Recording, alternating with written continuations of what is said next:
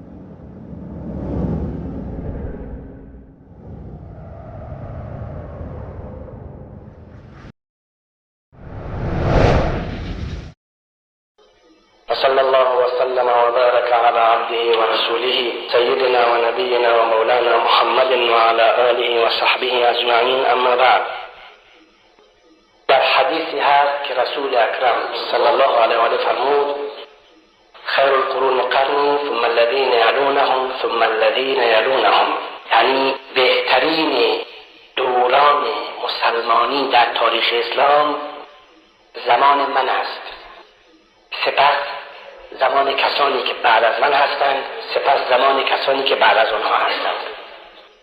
زمان خود رسول الله زمان اون حضرت و صحابه کرام بوده. زمان بعد از رسول الله زمان شاگردان حضرت و زمان بعد زمان ائمه بوده تا اواسط تا نیمه قرن سوم، نیمه قرن دوم هجری. اون که در این حدیث از رسول الله روایت است با نظام طبیعت در کلیه شؤون زندگی بشر مناسبه یا موافق و هم آهنگه. توضیح که وقتی مکتبی تأسیس شود، طبیعی است که مخلصترین و درستترین کسانی وابسته به آن مکتب همونهایی است که از آغاز تأسیس مکتب فعالیت کردن، در تأسیس آن سهیم بودن یا در اجرای قوانین و مقررات آن اولین قدم را برداشتند. این در مکتب‌ها از نظر تشخیص و عقل بشر شاید طبیعی باشد، در خارج از بشر نیز طبیعی است. وقتی فرض کنید آبی به وجود میاد، چشمه‌ای به وجود میاد، اگر اون آب پاک باشد در همون آغاز در سرچشمه پاک است و امکان نداره که برعکس باشد. غیر ممکن است که آب در سرچشمه ناپاک باشد، بعد که 1000 کیلومتر دور شد دیگه آب گوارا و پاک بشه. این غیر ممکنه. مثال دیگر، درخت اگر میوه خوش بدهد همون میوه اوائلش خوش است، خوب است، بارور است و معقول نیست که درخت اول میوه تلخ بدهد، بعد که 50 سال عمرش گذشت دیگه شروع کند به میوه شیرین دادن. این در نظام طبیعت غیر ممکنه، محاله، امکان نداره. ادیان و مکتب‌های بشری، ادیان آسمانی و مکتب‌های بشری شبیه به همون جریان آب چشمه است و جریان درخت. بسیار طبیعی بوده که حضرت صلی الله علیه و آله اون چه در نظام طبیعت هست بفرمایند. و تا این زمان همین مسئله هست. اگر از یهود پرسیده شود مخلصترین و پاکترین افراد امت یهود چه کسانی هستند در طول 2500 سال 3000 سال از بعثت حضرت موسی علیه السلام تا حالا حدود 3000 سال می شود 2800 الی 2900 سال 2900 سال به طور تقریبی می شود شاید هم 3000 سال باشد کلیه یهود بلا استثناء خواهند بود شاگردان زمان حضرت موسی شاید غیر از این نیست دیگه مگر امکان دارد کسی باور کنه که شاگردان موسی نادرست بودن ولی بعدها اونی که بعد اومدن دیگه درست شدن امکان دارم چیزی اصلا در نظام طبیعت معقول نیست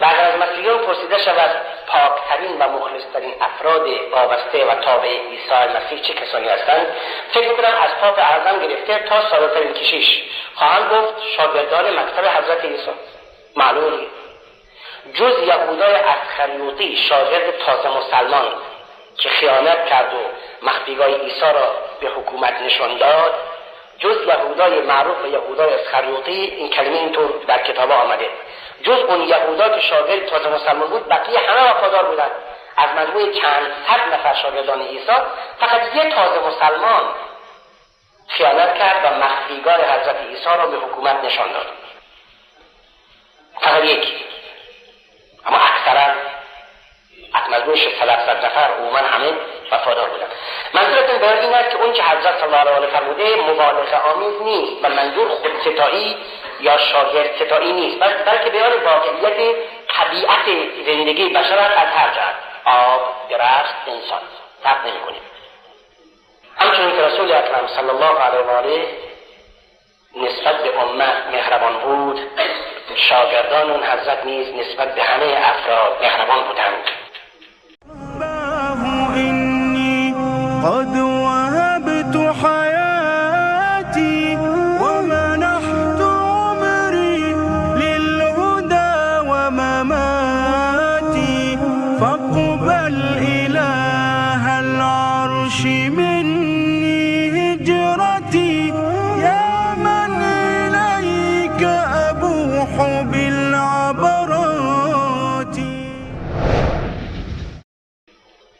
رسول الله خورشید رسالت و رحمت للعالمین بود شاگردان حضرت هر کس به فراخور و به اندازه استعداد خود از حضرت کسب نور نمود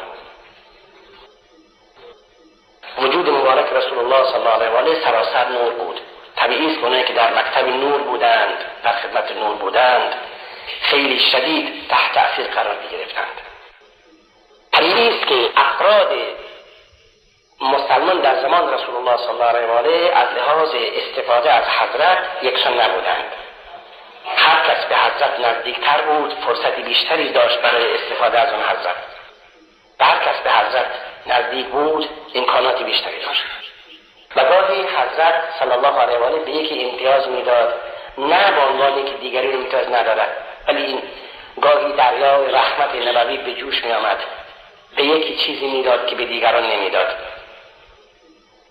روزی حضرت صلی الله علیه و آله درباره اهل بهشت سخنرانی می‌فرمود و می‌فرمود روز حساب 70,000 نفر هستند از مسلمانان به علت اخلاص و فداکاری و پاکی برنامه کارشون بدون معطلی بدون حساب و محاکمه طولانی به بهشت می‌روند یکی از وسط مجلس برخاست به نام عکاشة بن محصن حرف فنای بلند کرد گفت یا رسول الله ادعو الله ان یجعلنی منهم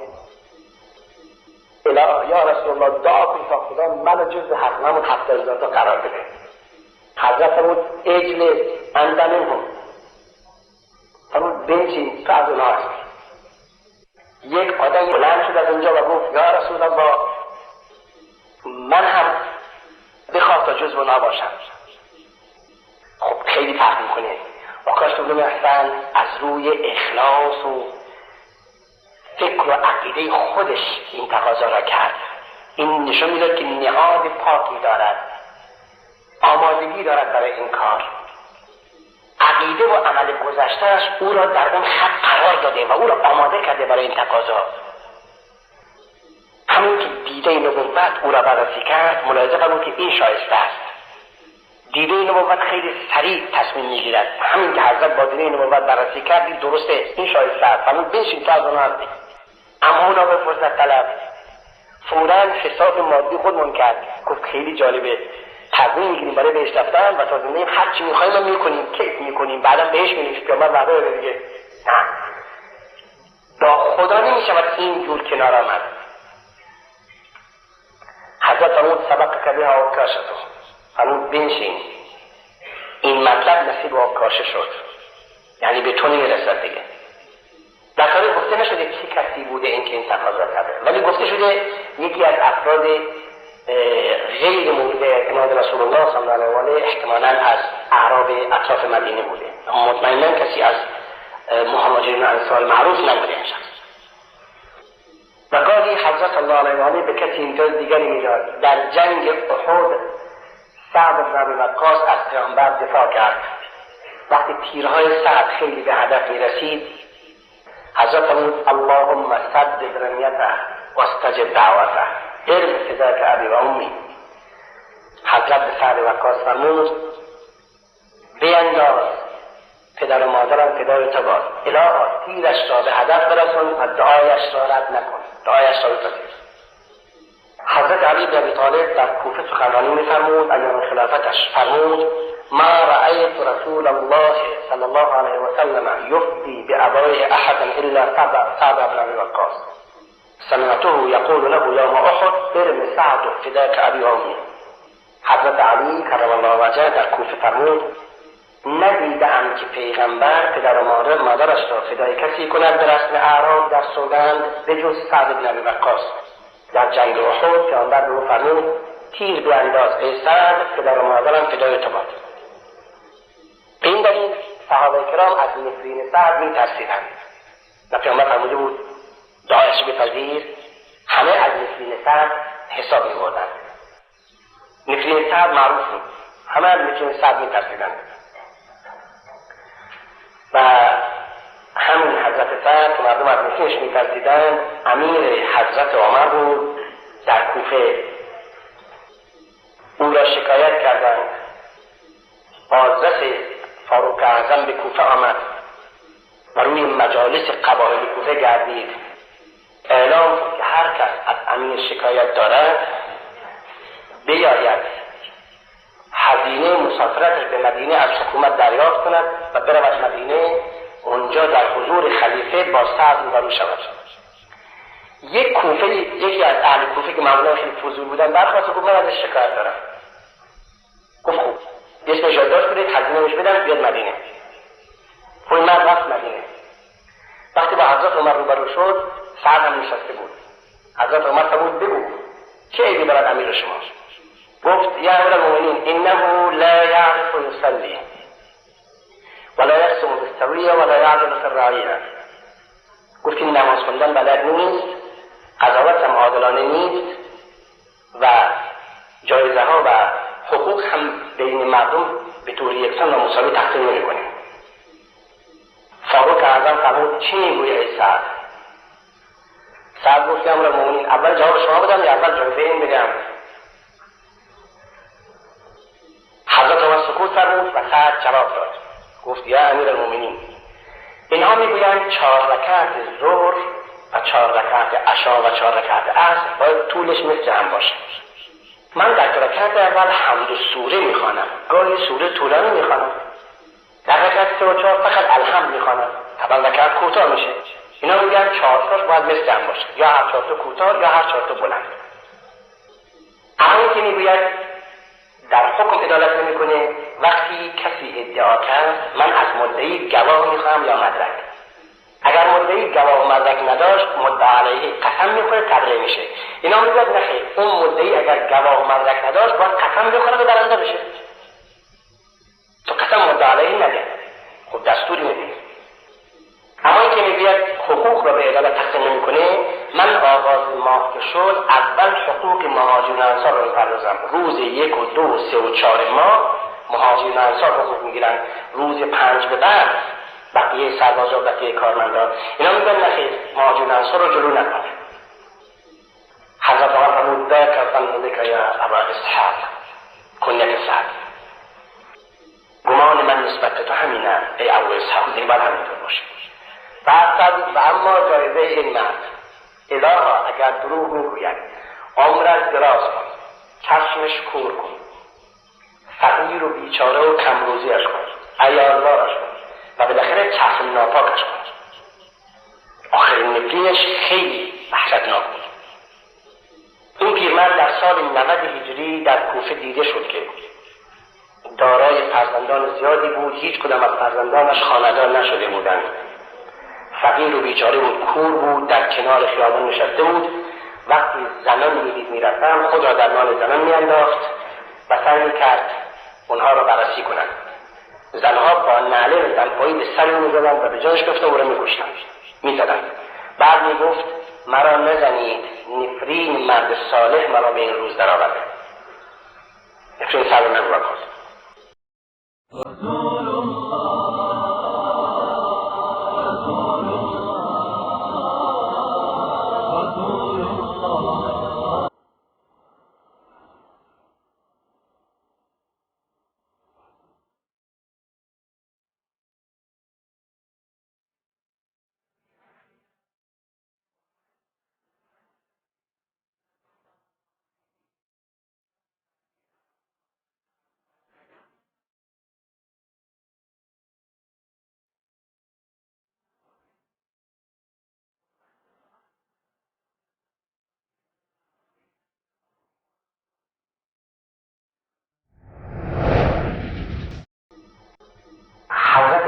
راشدین، ائمه کرام، صحابه مهاجرین انصار گاهی علیه کسی نفرین نکردند مگر برای پیروزی حق، برای پیروزی اسلام.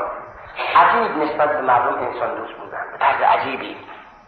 این داستان از سلمان فارسی نقل شده است. پردازشی بود. سلمان فارسی بعد از فتح مدائن در مدائن امیر بود. این نمونه از رفتار صحابه کرام است که از مکتب رسول الله صلی الله علیه و آله گرفته بودند.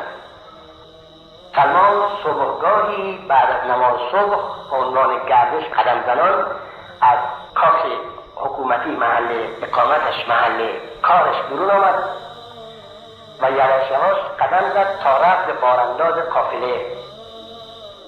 بازرگانی از داخل ایران وارد مدائن شده بود. بازرگان خرجینی داشت، سنگین بود. این طرف اون طرف نگاه کرد، سلمان را دید. به سلمان گفت که تو حمالی؟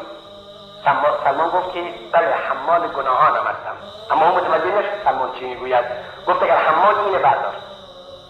سلمان گفت بله. خرجین را گرفت و به دوش انداخت. بازرگان جلو به سوی مسافرخانه و سلمان از دنبال. سلمان فاصله میگرفت و به کسی او را دید و سلام کرد. بازرگان متوجه نشد. تا به مسافرخانه رسیدن، سلمان که خیلی هم عرق کرده بود، پیرمرد بیچاره خوب خیلی خرجین سنگین بود دیگه، دار را به زمین گذاشت. بازرگان گفت که چقدر کرایه تو؟ سلمان گفت من برای کرایه کار نکردم، برای خدا کار کردم. قبل از اینکه بازرگان جواب بدهد یکی وارد شد و گفت السلام علیک ایها الامیر. امیر را شناخت، سلام کرد.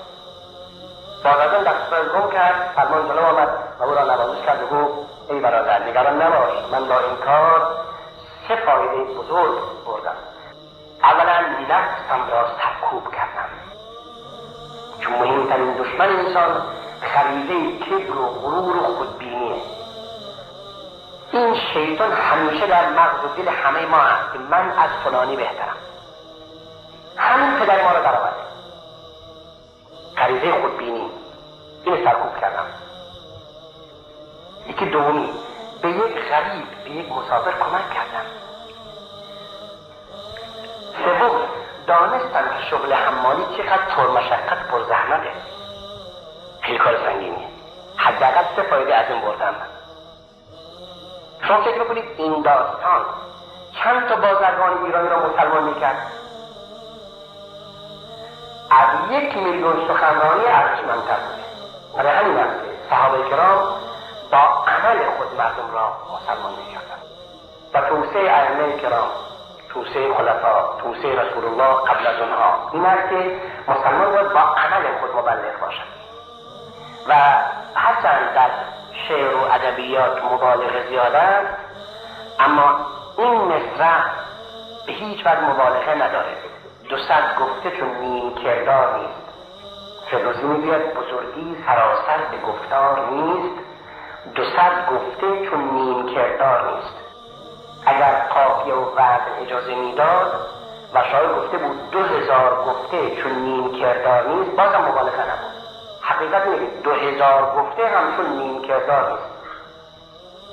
اللهم صل على عبدك ورسولك محمد وعلى آله وأصحابه والسلام عليكم ورحمة الله وبركاته.